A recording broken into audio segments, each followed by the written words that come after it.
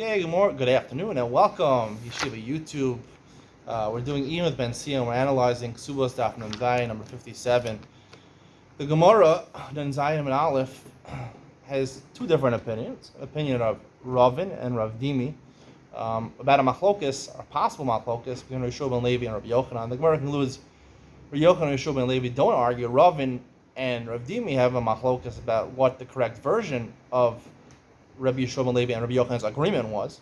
According to the second explanation, or Ravin's explanation, comes out that Rav Meir admits to Rabbi Yehuda that she could be mochel on the mano masayim. She could say his kabbalti, like Rabbi Yehuda says in the previous mission. I got half of my ksuba, and he's stuck with half of your ksuba. Now, the Gemara said yesterday on Daf Nun Vav that Rav Meir holds that you can't do that because you masna mashakasa b'Torah.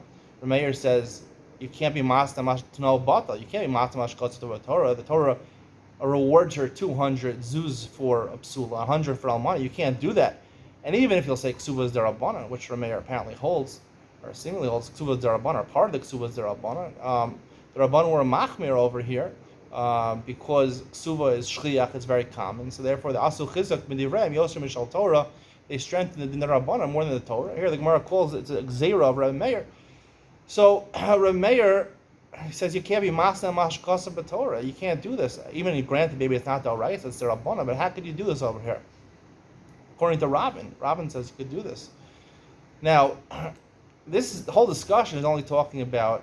It's the maskana is that he's talking about after the tchilas chuppah, which I explained, meaning when he takes her home and they bring her under the canopy bed.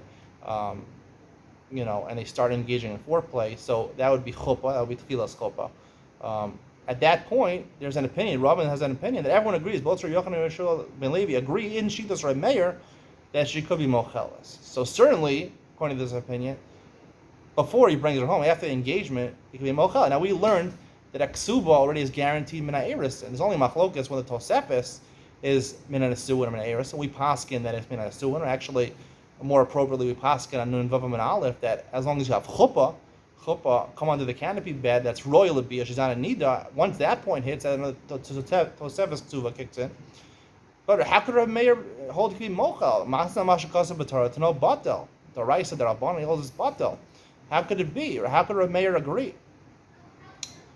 Even Rav Dimi, who argues on Ravin, he would agree after the Erison, before the chuppah, Rav Meir probably would also say he mochel. So we have to explain that ksuva, right? Even those machlokas on the Yud, ksuva d'oraisa, ksuva d'Rabbanan, everyone agrees that principally ksuva is d'oraisa. Like the Gemara says many places, by ones and mafata, k'mor absulos kazel, mor absulos. The Torah tells you what mor absulos is: 50 slaim, which is 200 dinar, $200 or units of whatever currency you're using. That's the din d'oraisa, and that's what you have to pay for a psula, because as I explained, just like ones and mafata, you're paying because that's what a psula is worth, right? The right to have sex with a psula is worth 200 denomination, whatever unit you're using, $200, let's say. And almana is half of that. Usually, when you depreciate half price.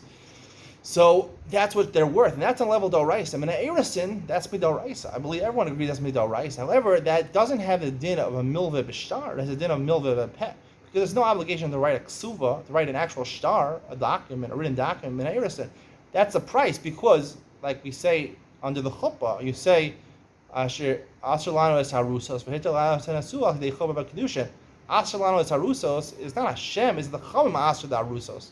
Like the Gemara says on Daf Zayin, that really, technically, midoraisa, you're allowed to cohabit with your arusa after engagement. You're allowed to midoraisa. Once you get engaged to a girl, you're allowed to be together with her. Midoraisa. I mean, there are Rabbanan, there are gozer, and Rabbi Yehuda and Yehuda, the Gemara says on Daf Yud Beis, they weren't even gozer. It seems like they weren't even gozer. Some places they were gozer, some places they weren't gozer. But the point is, midoraisa, you're allowed to be with her. And why? So once midoraisa allowed to be with her, that means I have to pay for that right that I just got. What right did I just get? I have the right to be together with her, to have sex with her, and that right is worth $200 or $100 for an almanas. I already got that.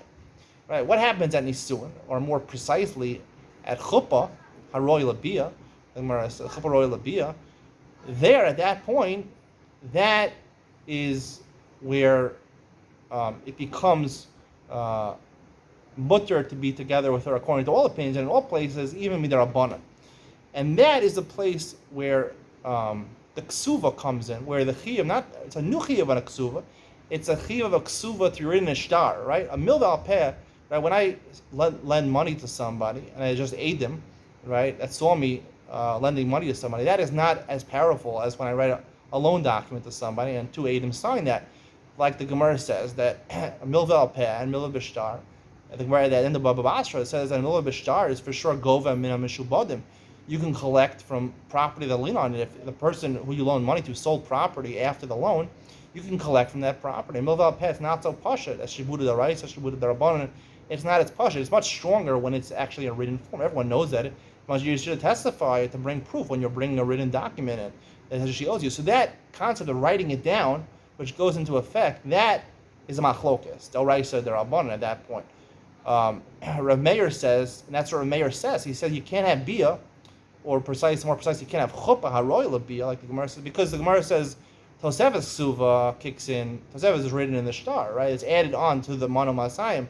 So therefore, we assume just like the Tosefes kicks in chuppah haroy bia when they start foreplay. So therefore, the actual shtar kicks in. The chiyuv to write a shtar kicks in at chuppah haroy bia. That's why the modern concept is to write a chuppah is to write the ksuba, or to give the ksuba under the chuppah. It's really a metaphor for the canopy bed, which is kona, that shtar, where the shtar takes effect. That shtar, the written document of the ksuba, takes effect at chuppah haroy labia, where it's well the Tosefes also takes effect. We pass it as a Azariah. So that's where it takes effect. So according to Reb Meir, here the Gemara says that he could be mochel, that she could be mochel, right? It's not masna mashakos b'torah to be mochel during the Eriston, according to everybody, before the chuppah haroy labia. It's not a problem over there to be mochel. Reb Meir, it's not masna mashakos b'torah over there, because masna mashakos b'torah is when you have a written document, a written obligation, and you're throwing in a tanai, a verbal tanai, like the Gemara says, a mira, a verbal tanai. So who says your verbal tanai is strong enough to alter the deal of a written document? However, if it's not a written document, it's milv al peh, like it is mina erisin, it's only a milv al peh, right? That you're obligated to pay her for what you got from her, the fact that you're allowed to be with her. So that, even Rameir would agree, you could alter that. Words could alter words. Mili can mevatel mili. Words can mevatel word. Your stipulation is effective over there. Here the Gemara says, once you have chuppah already, so that's a machlokas, or hidden Ravin and Rav Dimi, is chuppah enough for chuppah haroy labia. So based on Daf Nun Vav and Aleph, I would say really chuppah haroy labia. Once you have chuppah haroy labia, that already is, Rav Meir would agree. We would pass like the first lashon over here that she can't be according to Rav Meir, and we pass like Rav Meir, she can no longer be mochel, because that's when the shtar takes effect. The shtar, once the chuppah haroy labia is under the canopy bed, they start foreplay, then the shtar takes effect, and that's what allows you. You have to be bia. In order to have bia, you have to have a shtar written according to Rav Meir, because that's what Rav Meir says. That's when it takes effect. According to Rabbi Yehuda, the Gemara says Rabbi Yehuda admits at the end, after sold bia, after the complete kinyan bia, then even according to one opinion, Rabbi Yehuda would agree. According to one opinion, Rabbi Yehuda would agree that you can no longer be mochel in that case. But we're not talking about Rabbi Yehuda, because we're passing like Rabbi Meir.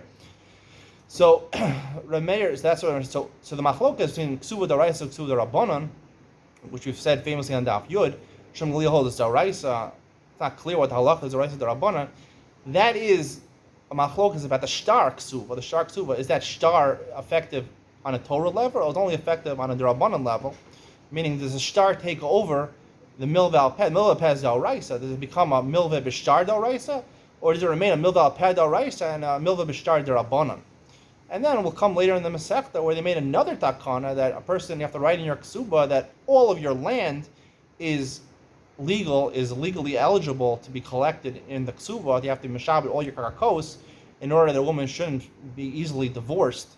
That's the third part of the takana, which is definitely the rabbanan. But this machlokas the rabbanan is whether the shtar, which takes effect after the chuppah haroy labia, is that midaraisa the rabbanan.